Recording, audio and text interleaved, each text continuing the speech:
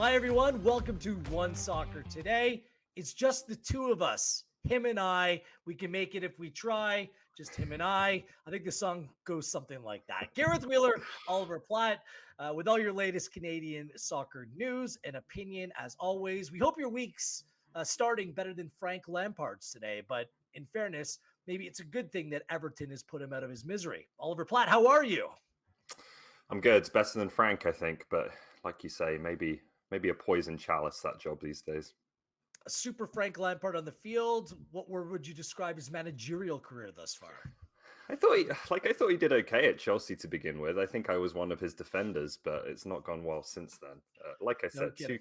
two difficult clubs to be fair to him. I still think I'd prefer Frank Lampard over Steven Gerrard as manager. I think that's a Well, that's fair the thing. assessment. Unless Rooney kind of pans out, it's not a great track record. They're developing the past England generation.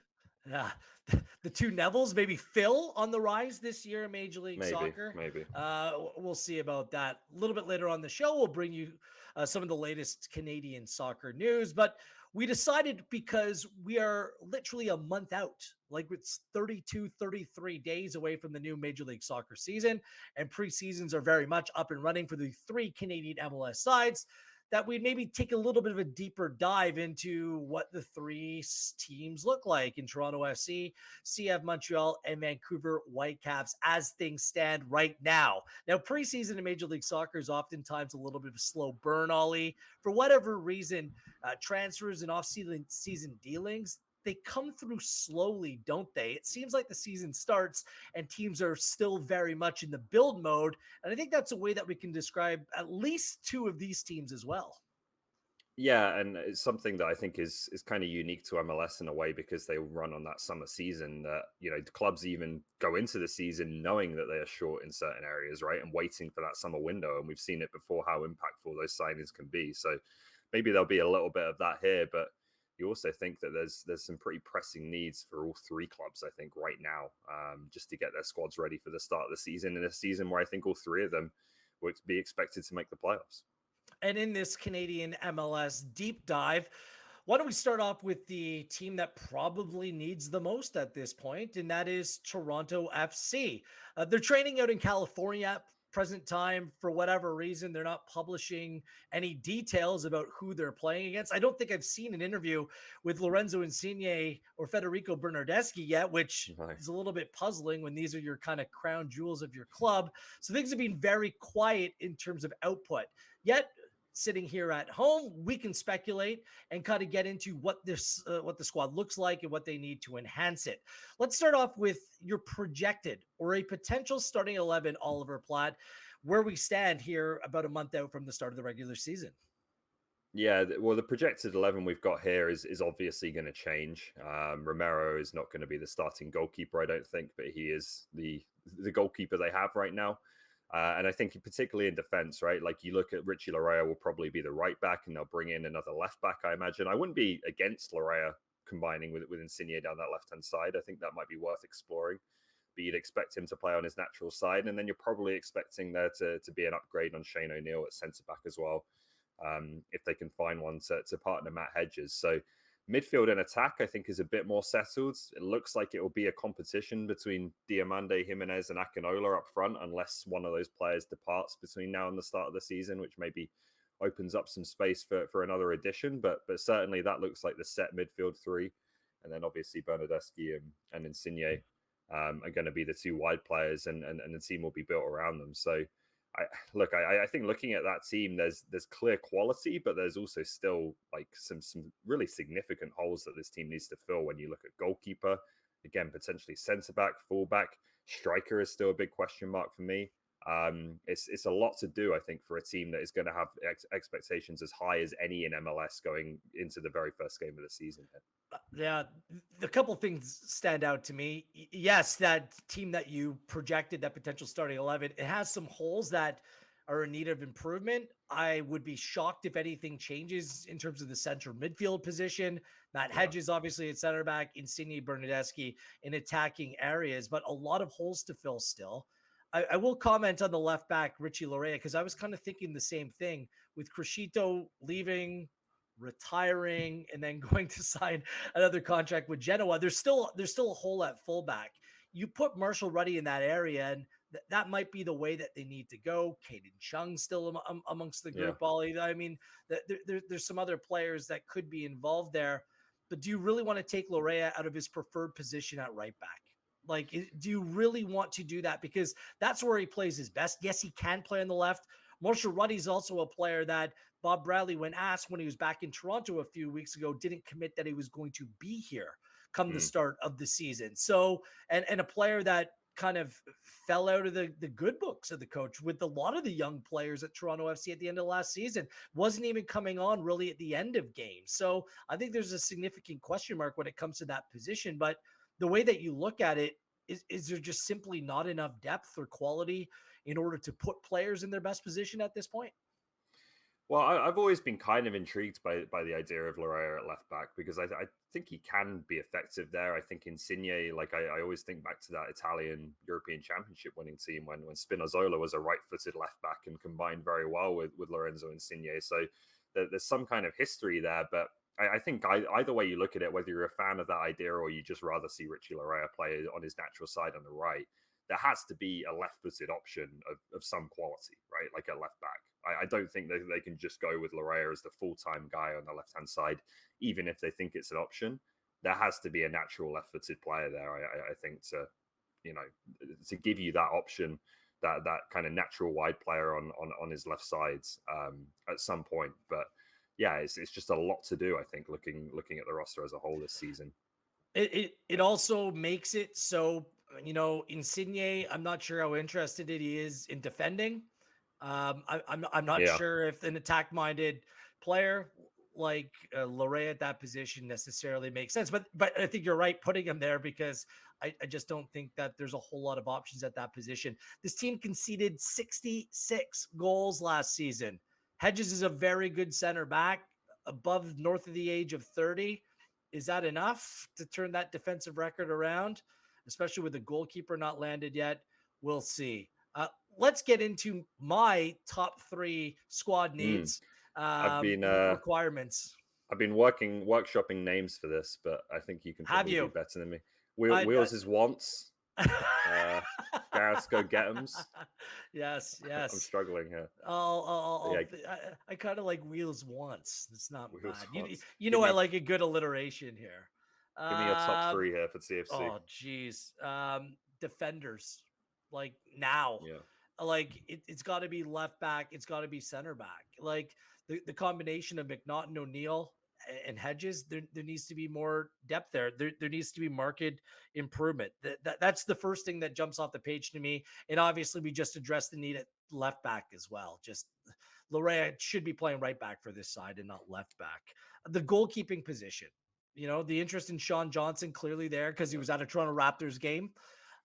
To me, like with limited cap space to spend, I don't think I want to spend that much money. I don't want to get into a bidding war for a goalkeeper, Ollie. It's been mm, proven in Major League Soccer that you don't need to spend heavily in that position. You need efficient. You need good enough. Right now, they don't even have that. But I don't think that they need to shop, that high on the shelf for a Sean Johnson, to be honest with you.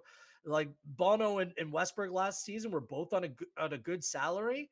You shed that. I think you need to address in other areas because I don't care who the goalkeeper was. I don't care if it was like Peter Schmeichel from the 1990s. They were conceding goals last season. The defensive structure and the defensive players in front of the goalkeepers last year wasn't good enough. And I think that they took the bulk of the blame. But certainly there needs to be some kind of upgrade at goalkeeper.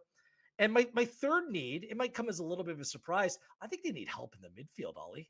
Like mm, Bradley, Osorio, and Kay. A lot of experience in that group. It's going to be a preferred starting three with Leagues Cup, a long regular season, with Canadian championship games. Like it's a big ask on three players, two of them over the age of 30 to play each and every minute of each and every game. Your backups are another, 36, 37-year-old Victor Vasquez playing that position. Like there's no yeah. defensive play there. DeAndre Kerr's a converted center midfield. Like who else is playing in those areas? I think that midfield, I think they need a lot more legs and they need players that can play box to box or even defend in that area and help the entire defensive structure. So those are my three areas that they desperately need to address. That would be like the overarching kind of theme of what I think they need is the specific positions you can point to, obviously, like you did, but it's also just like they need some athleticism. Like when you compare it to previous TFC sides, that there's no Mavinga, there's no Marky Delgado. You know, these are the players who gave you Yeah. some energy, both in terms of defensive cover, the pace that Mavinga had, and then the stamina, the ability to cover so much grass of Delgado and kind of connects the quality around him in that way. And even maybe in the wide areas as well, some more pace, I think, and directness is needed in this team. Ollie, what has been TFC's most intriguing move thus far? Well, obviously not a massively long list so far, but I think it's got to be signing Matt Hedges, and this is where I think you maybe have some hope if you're a TFC fan, as we all remember that 2016 off season and how transformative that was for Toronto FC, and they came out of a playoff game where they got played off the park by Montreal the previous year. You know, despite having some real quality in their squad, having brought in Javinko and Bradley and Altidore and so on. But it was clear that there was defensive problems, there was experience problems, MLS kind of know-how problems, and they went out and addressed that in really emphatic style with Drew Moore, with Clint Irwin, Stephen Batershaw, Will Johnson. Hedges theoretically feels like that kind of signing. I think they need more around him in some of the areas we've already highlighted. But if he can just bring some stability to that back line and organization, leadership in the way that I don't think they've had since Drew Moore was there, that is a big game changer for me in terms of how this looks. So that's one where I think hopeful. Again, it is an older player in a squad that's already pretty old, but I think that you like the qualities that the player brings. Yeah, and that gets into our final topic on whether or not age is a problem in this side, because they Mm. brought in three players, outfield players, all above the age of 30. This is a young man's game. A lot of young players on Toronto FC were kind of brought into the team prematurely, all together at once, by the way, which I don't think it set them up for success last season whatsoever, especially considering a lot of these TFC2 players hadn't played for really regular football over the previous 2 years because of COVID. So they're all thrown into the bath together and they sunk, and that was predictable. It doesn't mean that they're bad players. And I understand that there's been a lot of talk that maturity is being questioned. They need to grow up, but I don't think the answer is go out and get better or older players. I think that there needs to be that pathway from the academy into the first team. And some of these players, you're going to need to practice a little bit of patience. The problem is when you're paying a player 14, $15 million and he's over the age of 30, how long is it going to take for this rebuild to come together? Like, there doesn't seem to be a lot of patience with these young players. So this may affect the way that they're going to be forced to play, Ollie. They might just not be able to go out and play run and gun and high press all the time. It might have to be a much more measured approach. Yeah, it's always the challenge with CFC as well that they pour a lot of resources into their academy. They want to develop players. They know that they've got a really rich area in the GTA for young talent. But the club is always in that mode of wanting to win straight away, right? Wanting to bring in big name players, and there isn't really the time to kind of build a team around young, homegrown players and maybe kind of the clarity of identity and playing style that runs through the club. It tends to change quite often, right, from coach to coach. The playing philosophy of the team. So it's always been really difficult. One other question I have on that front is that I think there are a lot of potential leaders in this team. When you look at, Michael Bradley, obviously the captain, Hedges coming in. You look at the experience of Insigne and Bernadeschi.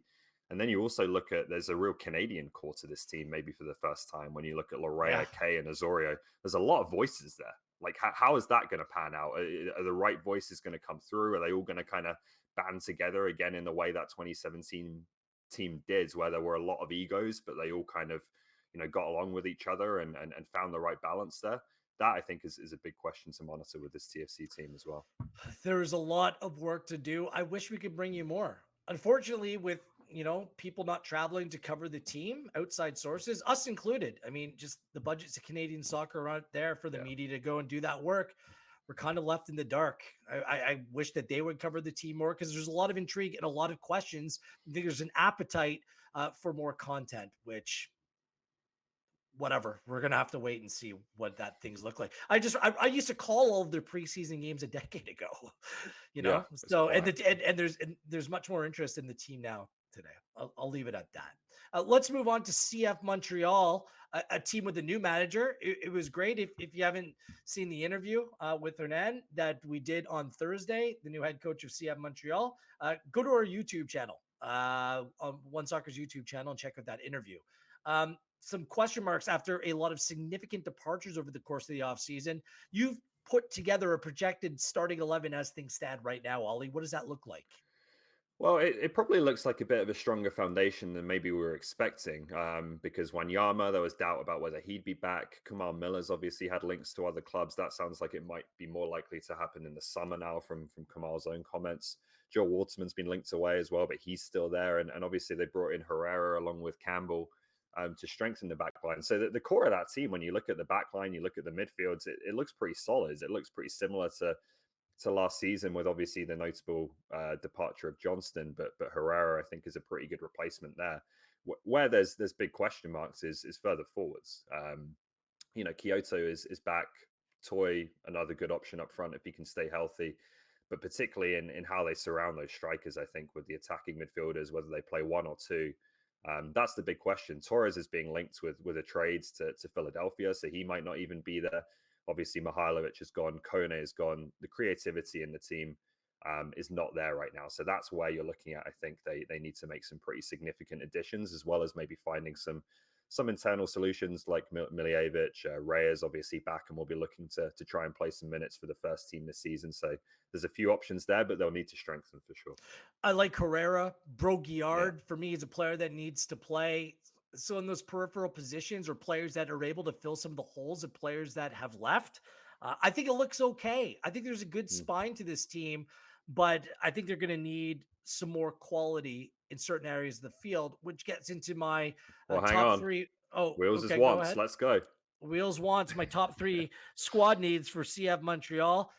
A DP striker is like top of that list. Mason Toy, I actually like Mason Toy, the player. Couldn't stay fit last season. Kyoto was their top scorer, but I don't know how you feel about Kyoto, Ollie. I like when he kind of plays underneath or has a little bit more freedom to roam.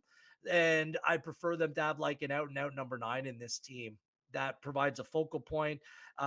Supplementary secondary scoring was a huge miss for this team last year. Like, there's a lot of players chipping in with 3 and 4, but after Kyoto, Kamara, the fountain of youth, it's only so long you can bathe in that. So I think they're desperately in desperate need of that. They need a DP attacking midfielder as well. Designated players, like, they need to bring them in to enhance the quality in this team. Um, Someone that can come in and provide adequate service. I don't even care if that player plays um, a little bit from a wider area as well, but there needs to be a more of an attacking influence, or even if they play a little bit deeper and they can complement Wanyama and Piet, because neither of those players are going to give you much attacking prowess in the middle of the park. So there's a big hole that's been vacated by two players over the course of the offseason. I do think they could use an upgrade at goalkeeper as well. That theme Right. continues. Pantemis looks like he's going to be the guy. I think he's been a little bit hit and miss over the last 2 years. They conceded a lot of goals, Ollie, for a playoff team last season. CF Montreal conceded 50 goals in 34 games.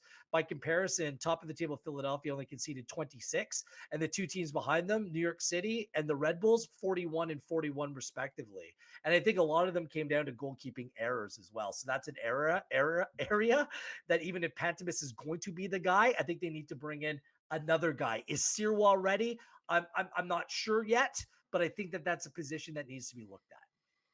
Yeah, I guess the question there is the one you asked with TFC, right? Which is that if you do decide to bring someone in, is he going to be enough of an upgrade on Pantomis to justify maybe spending more money on a position where you could go for efficiency? So Yeah. that would be probably the question there. But yeah, I think it's just attacking options, and we'll get to this later on with the question we have. But particularly those DP spots, obviously, the big question is how they fill them.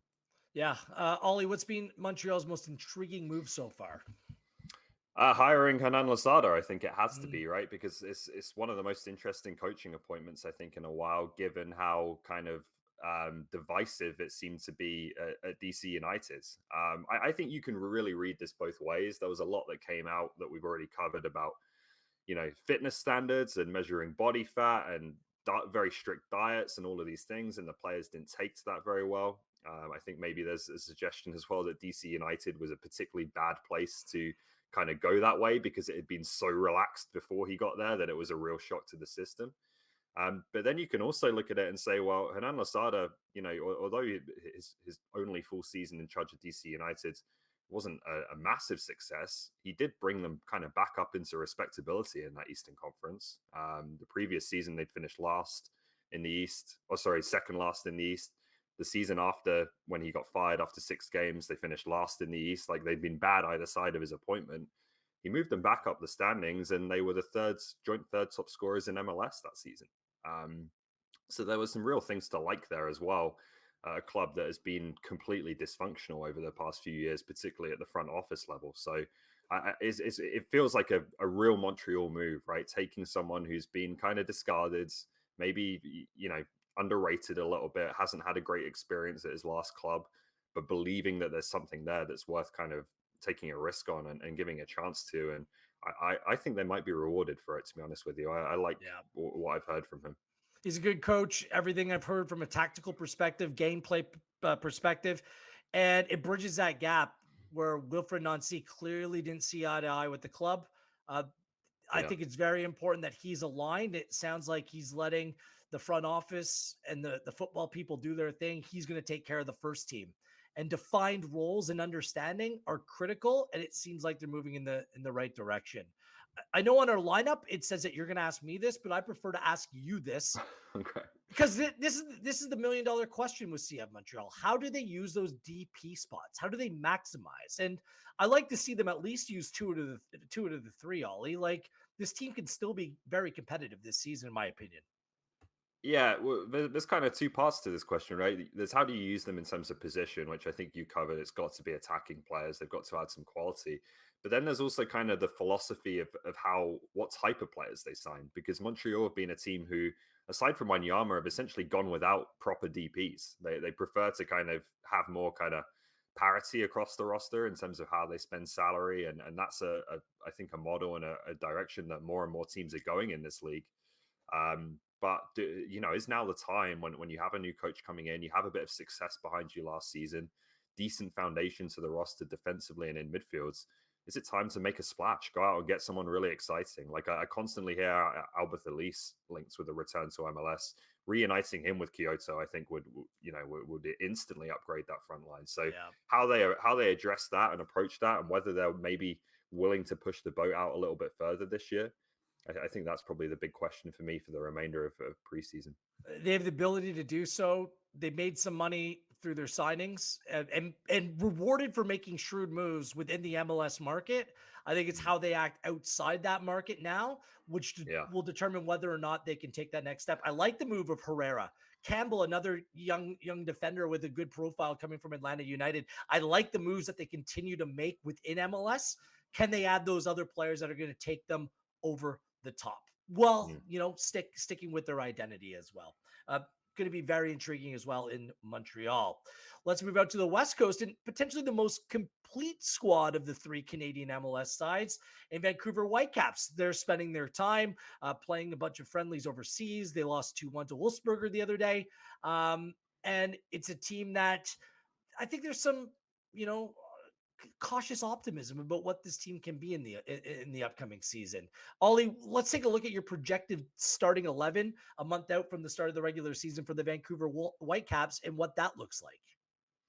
Yeah, I think this is probably the team with kind of the highest floor. But maybe the question is what's the ceiling, right? And they've been rolling out this kind of Christmas tree formation in preseason, so it looks like they're going to change the system again. It is solid. If Laborda can come in and be a quality option at centre back, he's still a relatively young player, but with a good number of games in Uruguay under his belt. If he's what they're hoping, then I think you like the core of that team with Cubas in, Gressel in maybe more of a midfield role. And then again, you probably start looking at that 11, and it's much like Montreal. Can they add a bit more up top? Brian White's done well in his season and a half with Vancouver, but with Cavallini leaving, you'd want another striker to compete with him. And then I think anytime you can add more quality in the wide areas, the attacking midfield positions, you look to do it. But overall, Wheels, I think it's a decent starting point, and it should be at this point, right? Because they've had a couple of seasons now of trying to build a side and have got to a point where it's fairly settled. Yeah, with this team, um, the foundation, the spine is there. The spine looks pretty solid as well. But clearly, this team flirted with the MLS Cup playoffs last season ago. Western Conference, a more difficult conference for me in order to achieve last season. And they fell a little bit short. So the question is, how do they close the gap? I think that changing that formation, I think that's a progressive move. I think it's the right thing to do, but there's still holes in this team. So let's get into Wheeler's wants, the biggest three squad needs for the Vancouver Whitecaps. By the way, I like that, Ollie. Striker. They need a number 9 as Yeah. well. If Brian White's not healthy, if he's not fit and firing, even with a healthy Brian White, is he good enough to be the guy that provides the goals for this team? 40 goals last season. It was the worst in the Western Conference, Oliver Platt. Not enough in this team in terms of players up top. It was the style of play as well, but you expect Ryan Gold and some of the pacey, crafty players underneath to be able to provide a little bit more, but they need that number 9. I think it's a position of great need for the Vancouver Whitecaps. Like the other two Canadian MLS sides, I think they need to take a look at their goalkeeping position as well. I have no problem with Thomas Hassel as a young Canadian goalkeeper, but at 23, with two other very young players in competition for that job, the Island Bomber, Isaac Yeah. Bomber, and Max Anchor, who's a teenager. Like, you need to bring in an experienced goalkeeper in that position, a player that can be your number 1. I don't think you need to spend over the top in that area, but there's again too many soft goals, much like CF Montreal last season, coming just because of the inexperience of that goalkeeping position. And I think you need an experienced defender. You looked across that back line. You mentioned Laborda, still a very young player. We'll see what that move means and how he can play at this level. Ranko, still very young. There's just not enough ready-made solutions to provide stability across that back line. So I think bringing in another experienced center back, right back, I think that they'd be worth their weight in gold, helping some of these young players see through difficult times.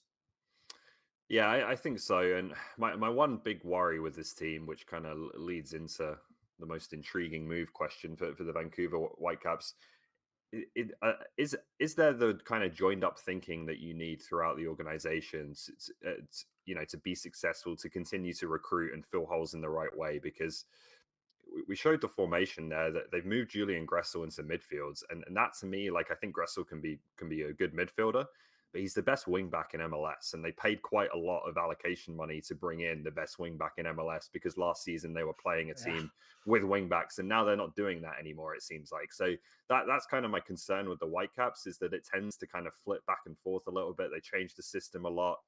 Are they totally clear on what team they want to be, what the system's going to look like, what players they need to bring in to fill those holes, and to really reach their full potential as a team? And that, I think, is, and I'll throw it back to you as our question here for the Whitecaps, is how hot is Vanni Sartini's seat going into this season with another system change, some real expectations now. They had a real slow start last season. If this doesn't start well, I think he comes under real pressure here. And they should start well. In fairness, I know that they have CONCACAF Champions League. That's going to make Yeah. things a little bit more complicated for them. But Real Salt Lake at home, San Jose away, FC Dallas at home, around those Champions League matches. That's an okay start to the season. How are they going to be able to balance it? Is this team deep enough? Sartini's not on a long-term deal. So I think it's an easy, and he can be a convenient, scapegoat's the wrong way, but it's a convenient pivot for the Whitecaps to make if they don't start off in a way that's deemed to the level that they're aspiring to get hit this season. So yes, I think he's absolutely on the a hot seat heading into the season. Would you agree? Yeah, I think so. I think if they start anything like they did last season, then that's the first thing that they'll change is the coach. Yeah. They've invested quite a lot into this group of players now, to the point where it will be very difficult to undo that and rebuild the side in a significant way. So they're certainly going to give this group of players another coach before they think about more major changes than that, I think, which puts him under some pressure, I'd say, going into this season. Axel Schuster has been in Vancouver for more than a cup of coffee now. This has been his Yeah, guy, at least over the short it's the term. time. And you expect things to kind of step it up a notch or take it up a notch heading into the new campaign with different much different expectations heading into the new campaign. We didn't have time to get into the Canadian news and notes. We'll have to do that on Thursday's show. On behalf of Oliver Platt, I am Gareth Wheeler. Wheels down for today's episode of One Soccer Today.